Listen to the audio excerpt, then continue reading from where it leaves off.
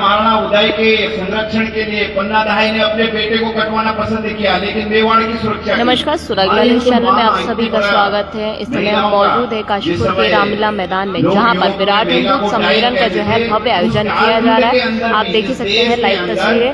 आपको बता दें, यहाँ पर मुख्य अतिथि के रूप में जो महामंडलेश्वर दिनेशानंद भारती जी जो है यहाँ पर मुख्य अतिथि के रूप में यहाँ पर विराजमान है। इस सम्मेलन में आप देख ही सकते हैं भारी संख्या में यहाँ पर जो कार्यकर्ता है RSS के वो यहाँ पर मौजूद है। आप सभी जानते हैं RSS के 100 वर्ष पूरे हो चुके हैं। ऐसे में विराट हिंदू सम्मेलन जो है काशीपुर में लगातार किया जा रहा है। ऐसे में आप देख ही सकते हैं हमारी मौजूदगी है काशीपुर के रामलीला मैदान में, जहाँ पर विराट हिंदू सम्मेलन का जो है आयोजन किया जा रहा है। लगातार लाइव तस्वीरें हम आपको दिखा रहे हैं। आप देख ही सकते हैं काशीपुर के तमाम गणमान्य जो है लोग यहाँ पर मौजूद हैं। RSS के कार्यकर्ता यहाँ पर महिलाएं भी काफी सारी मौजूद है। आप देख ही सकते हैं लाइव तस्वीर सीधे सुरागला न्यूज चैनल से आपको दिखा रहे हैं। आपको बता दें मेयर दीपक बाली यहाँ पर मौजूद हैं, पूर्व विधायक हरभजन सिंह चीमा जी यहाँ पर मौजूद है, पूर्व मेयर भी हमारे यहाँ पर मौजूद है। आप देख सकते हैं लाइव तस्वीरें सुरागला न्यूज चैनल से सीधे हम आपको दिखा रहे हैं काशीपुर के रामलीला मैदान से, जहाँ पर विराट हिंदू सम्मेलन का जो है बहुत ही भव्य आयोजन किया जा रहा है। आप देख सकते हैं लाइव तस्वीर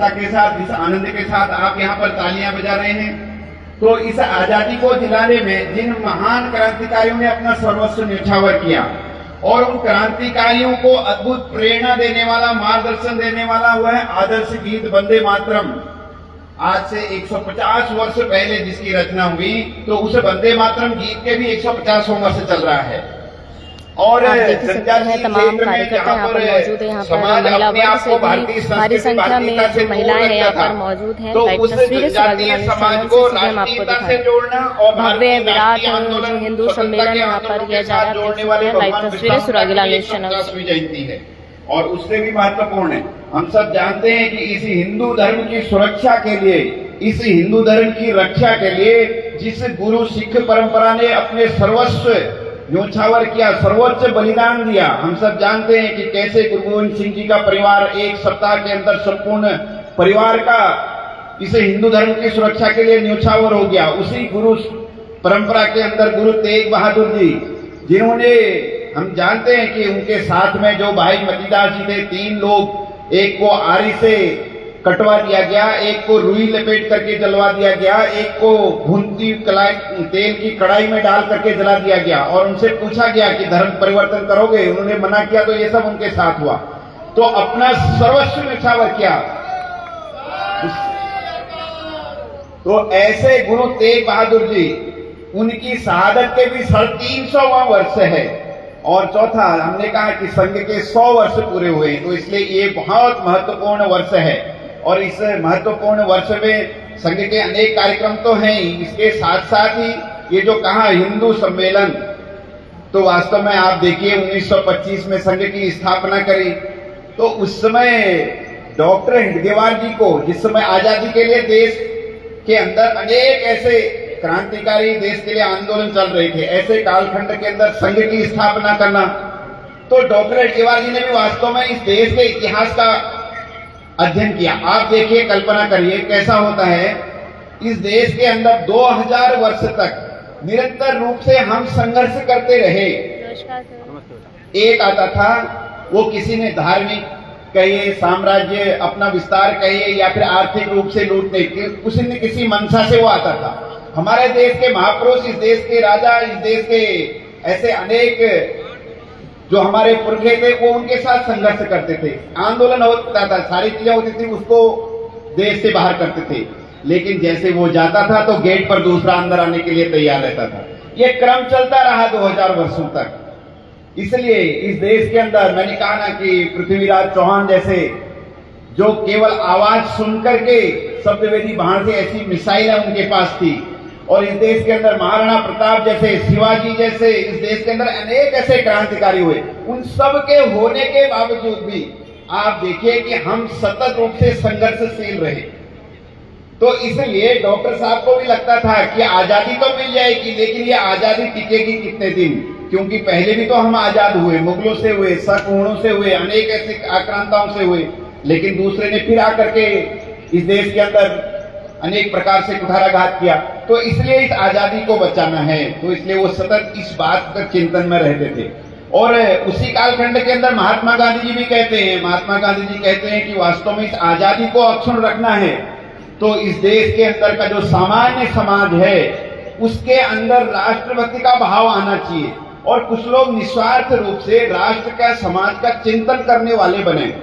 और उससे भी आगे एपीजे अब्दुल कलाम भी कहते हैं, वो कहते हैं कि हमने शक्ति की उपासना छोड़ दी। तो वो कहते हैं शक्ति किसमें है? शक्ति सेना में है क्या? नहीं। तो शक्ति शस्त्रों में है क्या? शक्ति शासन में है क्या? शक्ति सरकार में है क्या? वो कहते हैं इनमें से शक्ति किसी के पास नहीं है। वो कहते हैं कि शक्ति सामान्य समाज के अंदर है, इसलिए इस सामान्य समाज की शक्ति को जागृत करना पड़ेगा अगर हमको आजादी लंबे समय टिकानी है। और यही चिंतन डॉक्टर हेडगेवार जी भी था। वो इस देश के अंदर जो इस भारत माँ को अपनी माँ कहते हैं, जो इस देश के मालिक हैं, जो इस भारत माता के पुत्र हैं, जो अपना हिंदू धर्म है, हिंदू समाज के लोग हैं, वास्तव में जो यहाँ के मालिक हैं, उस समाज को संगठित करना पड़ेगा। उस समाज के अंदर की जो बुराइयां हैं, वो फिर जाति भेद हो, समय काल के अनुसार जो जो रूढ़ियां हमारे अंदर आई, जो अनेक प्रकार की बुराइयों के कारण से समाज विभाजित हो गया, समाज खंडित हो गया, तो उस समाज को फिर से संगठित करना पड़ेगा। और इसलिए उसको संगठित करेंगे तो निश्चित रूप से इस देश को आगे ले जा सकते हैं।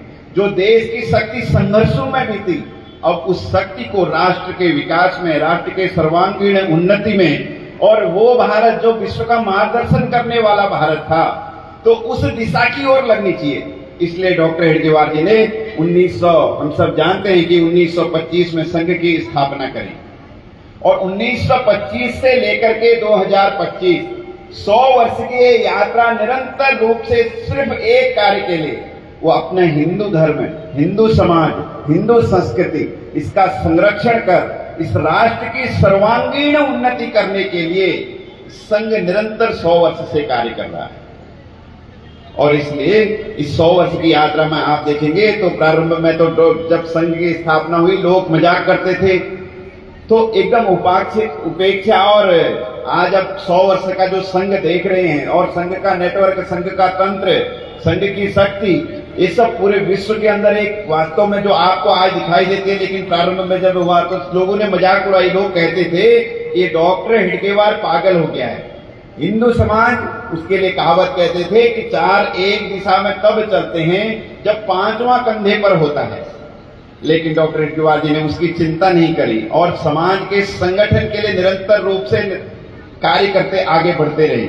और जैसी जैसे शक्ति आगे बढ़ी तो वैसे वैसे हम सब जानते हैं कि जब कोई तपस्या करता है तो इंद्र को लगता है कि मेरा ही सिंहासन लेने वाले हैं। तो वही इस देश के अंदर ऐसी जो देश की राजनीति उन सबको भी लगा, और इसलिए फिर जैसे संघ की शक्ति बढ़ी तो आगे जाकर के संघ का विरोध प्रारंभ हुआ, और फिर निरंतर रूप से संघ में प्रतिबंध लगना, संघ के कार्यकर्ताओं को प्रताड़ित करना, अनेक प्रकार के ऐसे विरोध, ऐसे षड्यंत्र वो निरंतर रूप से चलते रहे। लेकिन इन सब के बावजूद भी संघ की यात्रा वो निरंतर रूप से चलती रही।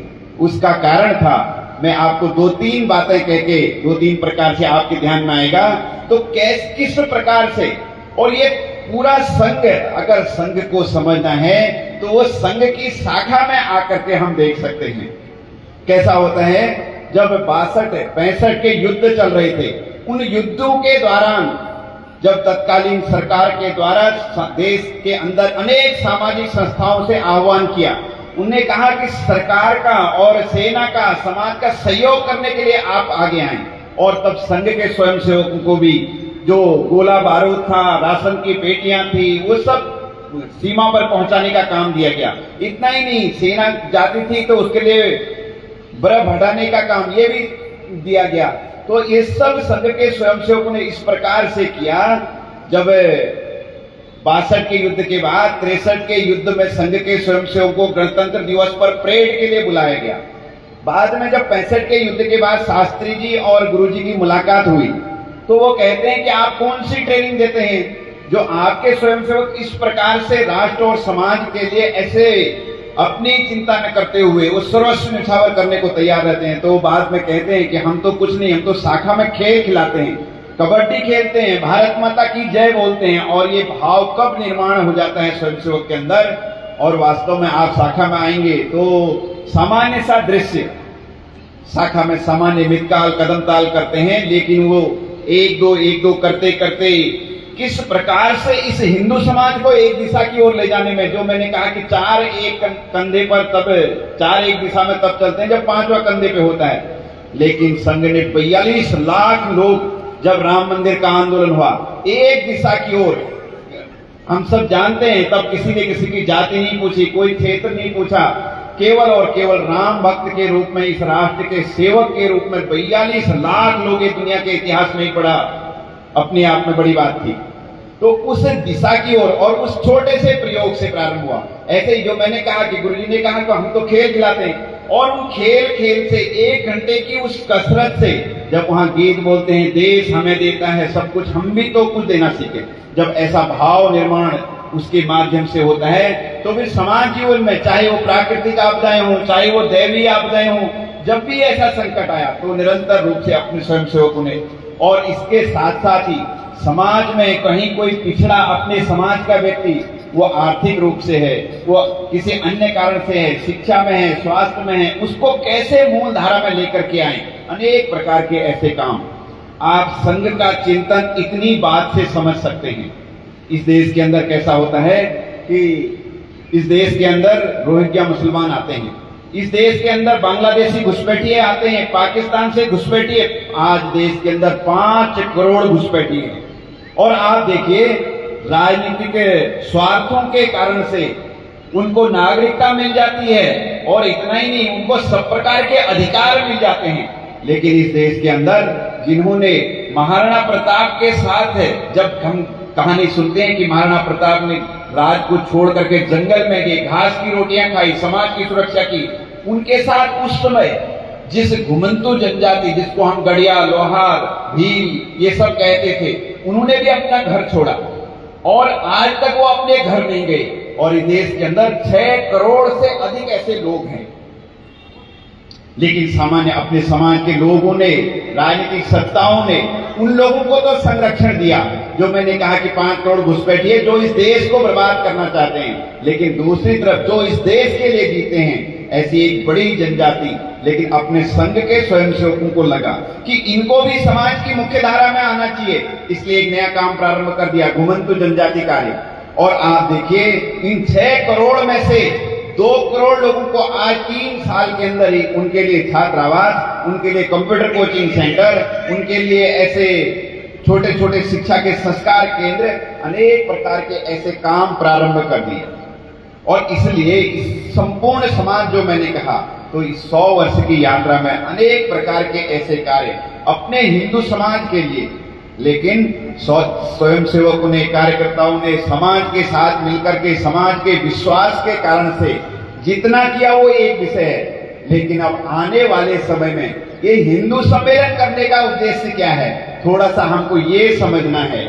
आप देखिए कि 100 वर्ष में जो किया वो किया, लेकिन अब आगे की जो यात्रा है, वर्तमान स्थिति और आने वाले समय की चुनौतियों, उस सब में समाज की सहभागिता, जो एपीजे अब्दुल कलाम ने कहा कि उन्होंने कहा कि शक्ति सामान्य समाज में है, और यह समाज अगर जागृत है, यह समाज उस प्रकार का चिंतन करने वाला है, तो निश्चित रूप से हम राष्ट्र को उस दिशा की ओर जा सकते हैं। तो इसलिए संघ ने, जो बहन जी ने बताया कि 5 बातें कही, उसमें एक परिवार प्रबोधन कहा, उन्होंने बहुत अच्छी बात कही, परिवार में संस्कार, परिवार का कैसे हम संरक्षण कर सकते हैं। लेकिन मैं आप सब लोगों को एक बात और कहता हूं कि परिवार को तब करेंगे संरक्षण संवर्धन जब परिवार बचेंगे। आज कैसी स्थिति है, पहले हम कहते थे हम 2 हमारे 2, फिर हमने कहा शेर का बच्चा एक ही अच्छा, और आज नई पीढ़ी में ऐसी स्थिति है, वो कहती है कि बच्चे की आवश्यकता ही क्या है। तो हिंदू की जनसंख्या का क्या स्थिति है आप देखिए। और इसलिए आज वैज्ञानिकों ने, सब प्रकार के जो देश के बुद्धिजीवी हैं, उन्होंने शोध किया कि अगर इस देश को सुरक्षित रखना है, इस समाज को, इस धर्म को, तो 2.1 कम से कम % जनसंख्या का होना चाहिए। तो 2.1 का मतलब अब 2 के बाद तीसरा आधा तो नहीं हो सकता, इसलिए तीसरा पूरा ही होगा, तो इसलिए 3 बच्चे कम से कम होने चाहिए। तो लेकिन हमारी स्थिति कैसी है, तो ये थोड़ा चिंतन करने का विषय है। अभी एक समाज के ऐसे पत्रिका ने उन्होंने एक सर्वे किया। सर्वे उन्होंने 100 लोगों में किए, इनके 50 जोड़ों में। सर्वे में उन्होंने पाया कि उन 50 जोड़ों के केवल 42 बच्चे निकले और उन्होंने एनालिसिस किया कि तीसरी पीढ़ी में ये 50 परिवार समाप्त हो जाएंगे, ये जीरो हो जाएंगे। तो आप सोचिए आप किस दिशा की ओर जा रहे हैं। हम इस समाज को शिक्षित समाज कहें या आत्मघाती समाज कहें, जो आज कहीं न कहीं अपने परिवार, हम कहते हैं हमारे संस्कृति, हमारे रीति रिवाज, हमारे त्योहार, हमारी परंपराएं, तो ये कहां से सुरक्षित रहेंगी जब हमारे परिवार सुरक्षित नहीं रहेंगे। तो इसलिए माताओं, बहनों और यहाँ पर उपस्थित सभी बंधुजन, आप हम सब के लिए चिंतन का विषय है। कैसी स्थिति है? एक तरफ धर्मांतरण, इस देश के अंदर 10 लाख से अधिक लोग धर्मांतरित हो रहे हैं। दूसरी तरफ घुसपैठ, प्रति वर्ष इतने, मैंने बताया 5 करोड़ से अधिक घुसपैठ। तीसरी तरफ लव जिहाद। आज आप देखिए केरला स्टोरी 2 के पिक्चर आई है, उसको जरूर देखिए। आपको ध्यान में आएगा कैसे वो लोग अपना हिंदू नाम रख करके, कलवा पहन करके कैसे हमारी बहन बेटियों को छल रहे हैं, कैसे उनको बरगला रहे हैं और उनको बरगला के अपने साथ ले जाते हैं। वहां ले जा करके कैसे अत्याचार उनके ऊपर होते हैं, हम सोच भी नहीं सकते। और कैसी स्थिति उनकी वहां है, कैसे प्रताड़ित किया जाता है। और इसके लिए पूरे देश भर के अंदर बहुत बड़ा तंत्र है। अभी रुद्रपुर के अंदर ऐसे एक 12 लोगों की टीम, हमने उनका नाम पता निकाल करके एक फाइल निकाल करके वहां के एसएसपी को दी है। तो उसमें 7 लड़कियां और 5 मुस्लिम लड़के, ऐसे 10-12 लोगों की वो टीम है।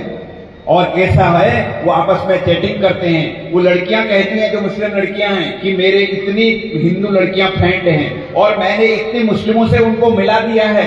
और ये बात यहां तक पहुंची है, उनका अनवरत रूप से समय समय पर वो बैठते रहते हैं, समय समय पर उनकी आपस की कितना काम कहां तक पहुंच गया है। तो ऐसे हमारे समाज को तोड़ने के लिए, अपनी बहन बेटियों के लिए कितनी बड़ी साजिश है। तो थोड़ा सा हमको सोचना पड़ेगा, चिंतन करना पड़ेगा। हम सर्वे बहुंत सुखिना वाले तो हैं, लेकिन हमको सटे साट्य समाचरित भी बनना ही पड़ेगा। इसलिए ठीक है, हम माला चलाने वाले, माला जपने वाले हैं, लेकिन हमको भाला चलाना भी आना ही चाहिए, क्योंकि हम सब महाराणा प्रताप के वंशज हैं। इसलिए थोड़ा इस दिशा की तरफ, पर्यावरण है जो उन्होंने कहा, स्व का भाव है, अनेक प्रकार की ऐसी बातें जो बताई हैं, थोड़ा चिंतन करना है। आज पूज्य स्वामी जी हैं, उनका आशीर्वाद, उनका मार्गदर्शन, उनके प्रवचन हमको मिलने वाला है। वास्तव में कैसे हमारा समाज की दिशा आगे क्या होनी चाहिए, कैसे होनी चाहिए, उस दिशा की तरफ उनका बहुत ही सुंदर विचार उनके हैं। अभी हम सब लोग उनको सुनेंगे। बस मैं तो इतना ही निवेदन आप सबसे करूंगा कि अब केवल मूक दर्शक बन करके नहीं चलेगा। जैसे हमारे यहाँ कहते हैं कि एक बार एक जंगल में आग लगी और उस जंगल में एक चिड़िया भी रहती थी। तो बाद में जैसे वो आग उनके पास तक पहुंची, तो वो कहते हैं कि वो जाकर के तालाब से पानी ला करके उस आग में डालने लगी। तो कोई राहगीर था, वहां से जा रहा था, उसने कहा कि भाई तुम्हें लगता है तुम्हारे चोंच के पानी से ये आग बुझेगी? तो वो कहती है कि देखो मुझे भी पता है मेरे चोंच के पानी से आग नहीं बुझेगी, लेकिन भविष्य में कभी इस आग का इतिहास लिखा जाएगा। तो आप निश्चित मानिए कि मेरी जो गिनती होगी वो आग बुझाने वालों में होगी और तुम्हारी गिनती तमाशा देखने वालों में होगी। इसलिए आप देखिए कि आज राष्ट्र रूपी यज्ञ में इस देश को अच्छा बनाने के लिए, शक्तिशाली बनाने के लिए, और हर तरफ आज हिंदुत्व की वो लहर, हिंदुत्व का वातावरण चारों तरफ है। आप देख रहे होंगे कांवड़ में कैसी यात्रा है। आप देखिए केदारनाथ की यात्रा, आप राम मंदिर अयोध्या दर्शन को देखिए, लाखों लाख लोग उस दिशा की तरफ चल पड़े हैं। लेकिन जो छोटी छोटी कमजोरियां हैं, छोटी चुनौतियां हैं, उसके लिए अब हमको सक्रिय होना है। अपने गली मोहल्ले में जो भी ऐसे इस प्रकार की घटनाओं को अंजाम देने वाले लोग हैं, थोड़ा उन सब से सावधान होकर के कैसे हम उन सबसे अपने परिवार को, अपने समाज को, अपनी बेटियों को और सुरक्षित रह सकते हैं। तो उसमें हम सबकी सहभागिता चाहिए। अब केवल मूक दर्शक बन करके, अपने हिंदू समाज की आदत है वो ठेका दे देते हैं अपनी सुरक्षा का दूसरे को। वो कहते हैं सरकार करेगी, या फिर कहते हैं भगवान करेगा, या फिर कोई संस्था। ऐसे नहीं चलेगा। अगर किसी मोहल्ले में कोई घटना होती है, वहां का संपूर्ण समाज, और ये मत सोचिए कि ये घटना पड़ोस के घर में हुई है, वो कभी भी हमारे यहाँ आ सकती है, कभी भी हो सकती है। इसलिए वैसा चिंतन, वैसा अपने मोहल्ले में कैसे हमारा मोहल्ला, हमारा गांव, हमारे वार्ड अच्छा सुरक्षित और स्वच्छ और शिक्षित और इस प्रकार की संस्कृति संस्कारों से ओतप्रोत कैसे बन सकता है, तो वहीं के लोग वहीं बैठ करके चिंतन करेंगे तो निश्चित रूप से ये देश अच्छा होगा और इस दिशा की ओर आज चल पड़ा है। बस हम सब लोगों का थोड़ा सा योगदान उसमें चाहिए, तो थोड़ा ऐसा संकल्प लेकर के आप सब लोग जाइए। आप सबको बहुत बहुत प्रणाम, सुनने के लिए बहुत बहुत धन्यवाद। भारत माता की।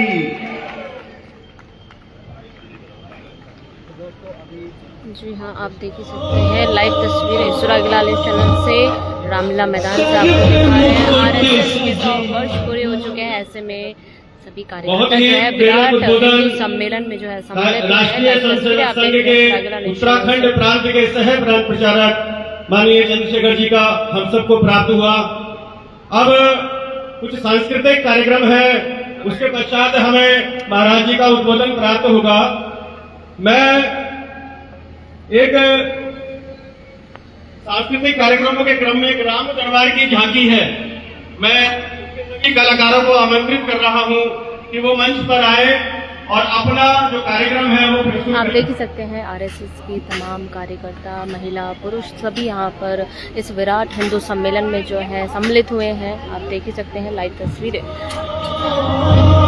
बहुत ही भव्य जो कार्यक्रम है वो यहाँ पर आयोजित हुआ है। लाइव तस्वीरें सुरागलाल चैनल से हम आपको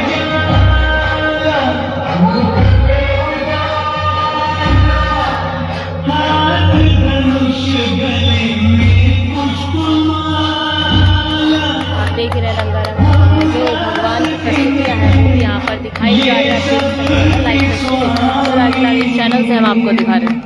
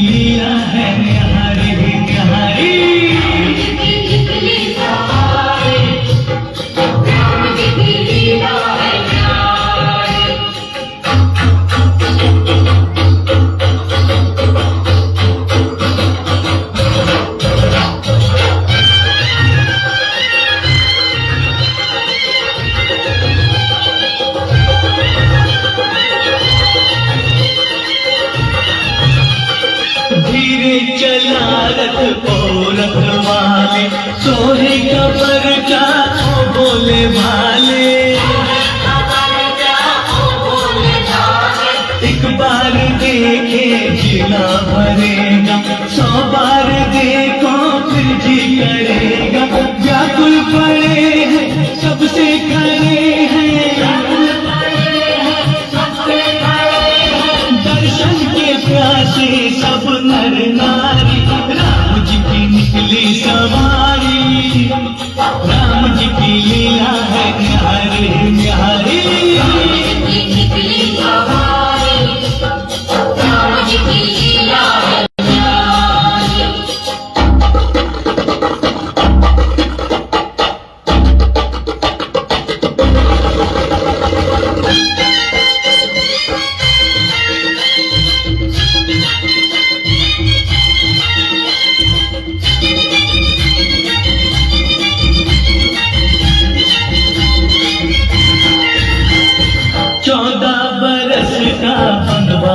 पाया माता पिता का वचन निभाया,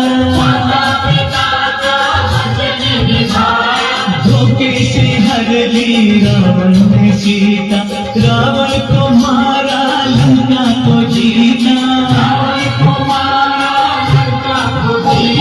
कब कब ये आए, कब कब ये आए,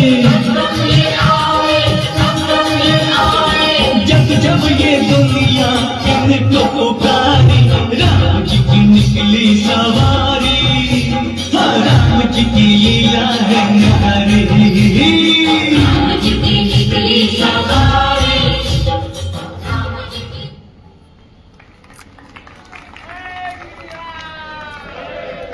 जय श्री राम, जय जय श्री राम। तेरे मन में भी राम है। हनुमान जी ने श्री राम का नाम लिया और सीना फाड़ा, बोले ले देख जय श्री राम। नहीं चला गंज के ऐन भीषण, ताना ना सह पाऊं। क्यों तोड़ी है ये माला, तुझे ऐ लंकापति बतलाऊं। मुझ में भी है, तुझ में भी है, सब में है समझाओ। मुझ में भी है, तुझ में भी है, सब में है समझाओ। ऐ लंकापति विभीषण, ले देख मैं तुझको आज दिखाऊं। और वीर बजरंगी ने सीना चीर दिया और बोले ले देख जय श्री राम।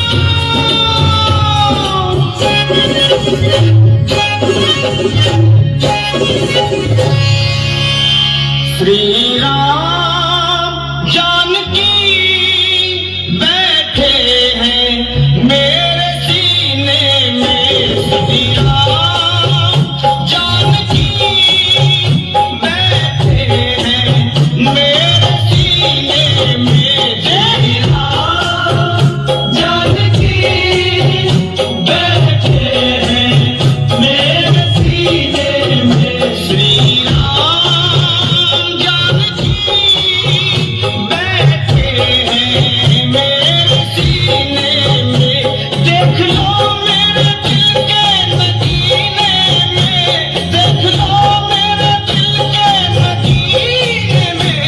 श्री राम जानकी बैठे हैं मेरे सीने में। श्री राम जानकी बैठे हैं मेरे सीने में। मेरे राम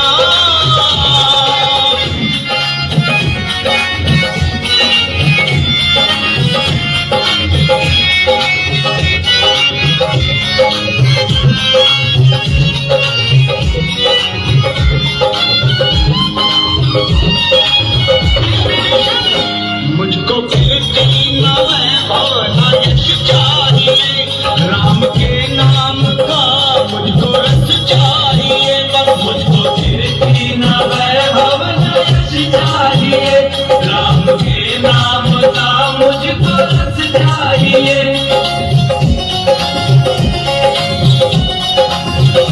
मुझको कीर्ति न वैभव न यश चाहिए, राम के नाम का मुझको रस चाहिए। सुख मिले ऐसे अमृत को पीने में। सुख मिले ऐसे अमृत को पीने में। श्री राम जानकी बैठे हैं मेरे सीने में। श्री राम जानकी बैठे हैं मेरे सीने में। मेरे राम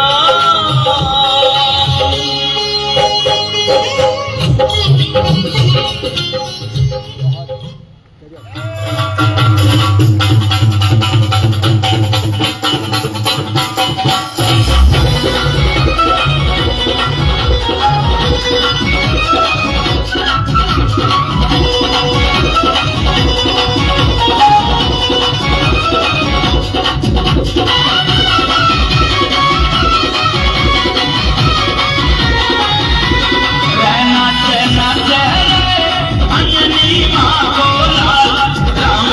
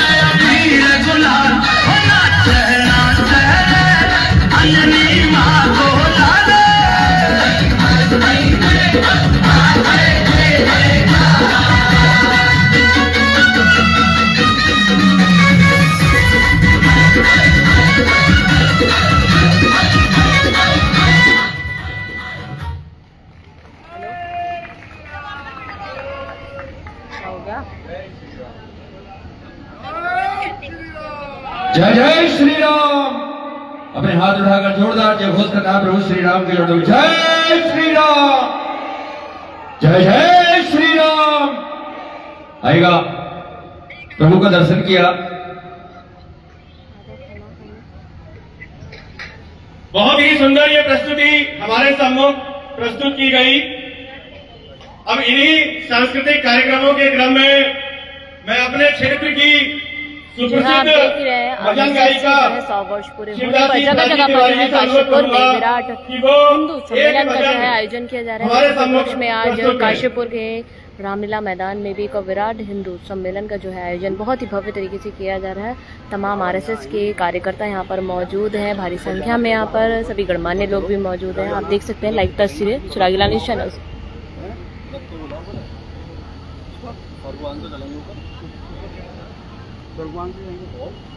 वो भी बुला लेती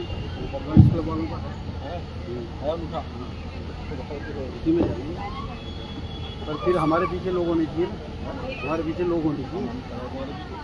मतलब तुम मुझे भेज के मानो कि हमारे पीछे खड़े, हाथ से हाथ मिला के खड़े हैं, कंधे से कंधा मिला के। और बताओ, कंधे से कंधा देगा आ जाओ यार, इतनी देर में कर लेंगे। अरे कहो तो बाबा जी, अरे आओ ना यार। वाद्य कलाकार कभी बात सुने दरबार में पहुंचे, इंस्ट्रूमेंट कलाकार सभी आएगा दरबार में। प्रभु के चरणों में सिर्फ दासी जी के माध्यम से, बाबा भोलेनाथ के चरणों में, श्री शंकर जी महाराज के चरणों में सुंदर सी प्रस्तुति के साथ में आएगा।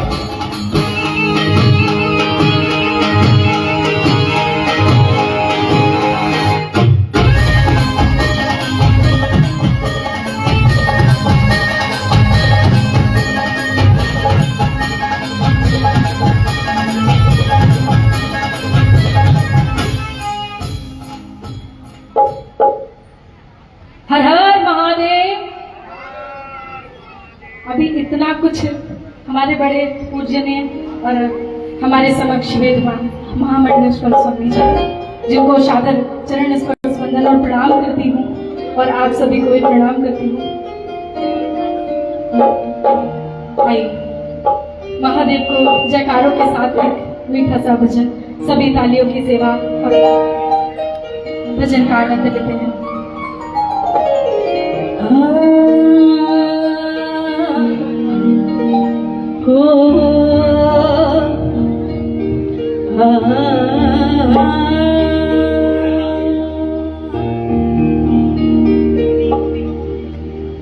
हमारे महादेव जो हैं वो कैलाशों के वासी हैं। कैलाश की ओर ध्यान तभी जाएगा जब महादेव का नाम निरंतर हम सभी जपते रहेंगे। हल्की सी शिव हर हर हर हर महादेव। शिव कैलाशों के वासी,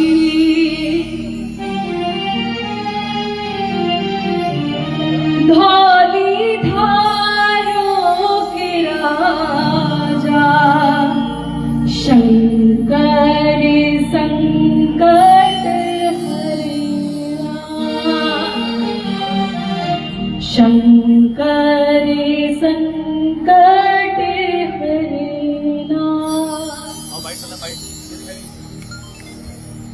शिव कैलाशों के वासी, धौली धारों के राजा, संकट हरना।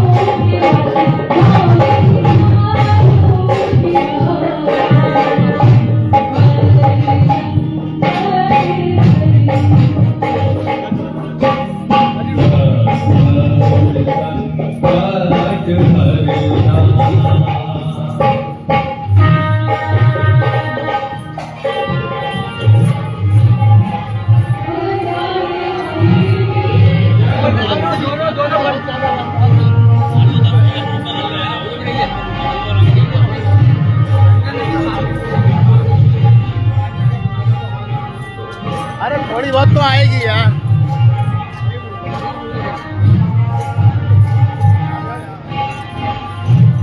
थोड़ी आवाज कम करा दे, थोड़ी सा फिर आवाज कम कर।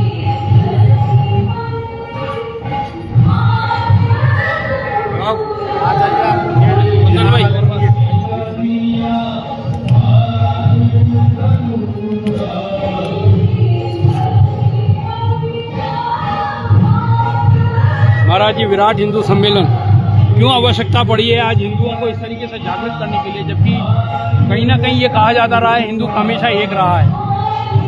हिंदू एक रहा है और राष्ट्रीय स्वयंसेवक संघ का यह शताब्दी वर्ष है। तो जिन उद्देश्यों की पूर्ति के लिए राष्ट्रीय स्वयंसेवक संघ की स्थापना की गई है, उन उद्देश्यों का ये पुनरावलोकन है। हम लोग रिवीजन कर रहे हैं कि हमारी स्थापना किस कारण से हुई और उसमें हम कितने प्रतिशत सफल हुए और आगे पूर्ण सफलता के लिए हमें क्या करना चाहिए। जब तक भारत अखंड न हो जाए और जब तक भारत अखंड भारत हिंदू राष्ट्र न हो जाए, जब तक अटक से लेकर कटक तक और पूरा पाकिस्तान, बांग्लादेश, अफगानिस्तान एक भारत राष्ट्र के रूप में इस विश्व के नक्शे पर नहीं आ जाता, हमारा यह प्रयास निरंतर चलता रहेगा, चाहे इसमें एक शताब्दी और लग जाए। महाराज जी, एक मंच से एक बात कही गई है संबोधन के दौरान कि हिंदुओं को अपने बच्चे 3 कम से कम करने चाहिए, इस पर आप कितना सहमत हैं? क्योंकि भारत की जनसंख्या कहीं ना कहीं बढ़ी रही है। जनसंख्या कभी खतरनाक नहीं उधर में। जनसंख्या का सिद्धांत जिन्होंने दिया कि जनसंख्या के साथ गरीब बनता है, वो दिया था फ्रॉयड ने, ठीक है ना। और वो फ्रॉयड था जिसे स्तनपान करती हुई माता के बालक में कामुकता दिखती है। और उनका अपना देश है यूरोप। यूरोप में वो जो सिद्धांत है वो गलत साबित हो गया है। आपको चाइना से सबक लेना पड़ेगा कि भाई चाइना में जो है हम देख रहे हैं कि आज वहाँ वृद्धों की संख्या ज़्यादा हो गई है और काम करने वालों की कम हो गई है। इसलिए इस धरती पर संतुलन के लिए जरूरी है। और हमारा तो इतिहास है, 60,000 सगर के पुत्र हमारे हुए, 100 कौरव हमारे हुए, 5 पांडव हमारे हुए, राम 4 भाई थे और कृष्ण अपनी माता के 8वें पुत्र थे। तो हमारे यहाँ इक्का दुक्का तो कभी हुआ ही नहीं। और हमारा जो ये मानना है, मेरा एक हमारे बुजुर्गों का एक दोहा है कि 4 लठ का चौधरी, 5 लठ का पंच और जाके घर में 6 लाठी वापो टंच लगे न मंच। हम लोग तो भारत माता की जय बोलते हैं, हम धर्म की जय बोलते हैं, हम चाहते हैं हमारा देश चौमुखी विकास करे। कौन करेगा अगर बच्चे नहीं होंगे तो? भारत माता की अगर एक ही लड़का आपका होगा तो क्या भारत की सीमाओं को सैनिक प्राप्त होंगे? यदि आप कहोगे कि एक ही लड़का होगा तो क्या मेरे जैसा कोई व्यक्ति कल आएगा कि मुझे संन्यास लेना चाहिए, क्या उसके पिता के वंश का लोप नहीं हो जाएगा? तो आप 3 पर सहमत है, 3 से ज्यादा पर सहमत है? मैंने एक दोहा बोला है कि 4 लठ का चौधरी, जैसे चौधरी की तरह घर में रहना हो, वो 4 संतान पैदा करे, जिसे घर में रहने के अलावा समाज में सम्मान प्राप्त करना हो तो उसकी होनी चाहिए 5 लठ का पंच, यानी समाज में उसको बुलाया जाए तो समाज में उसकी बात को वैल्यू दी जाए।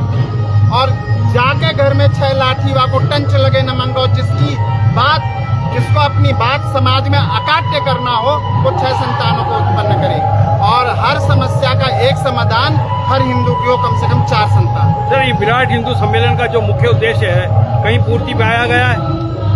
बिल्कुल, ये विराट हिंदू सम्मेलन का मूल उद्देश्य ये है कि हम पुनरावलोकन करें अपने 100 वर्षों पर, अपने 100 वर्षों की जो हमारी यात्रा है परम पूज्य डॉक्टर हेडगेवार से लेकर के और आज के हमारे स्वयंसेवक तक, जो एक यात्रा है 100 वर्षों की, उस यात्रा में हमारे अंदर क्या परिवर्तन हुए, हमने समाज को कितना जागृत किया, हमारा समाज कितना जागृत हुआ, हम आर्थिक, भौतिक, सांस्कृतिक और राजनीतिक तौर पर कितने जागृत हुए।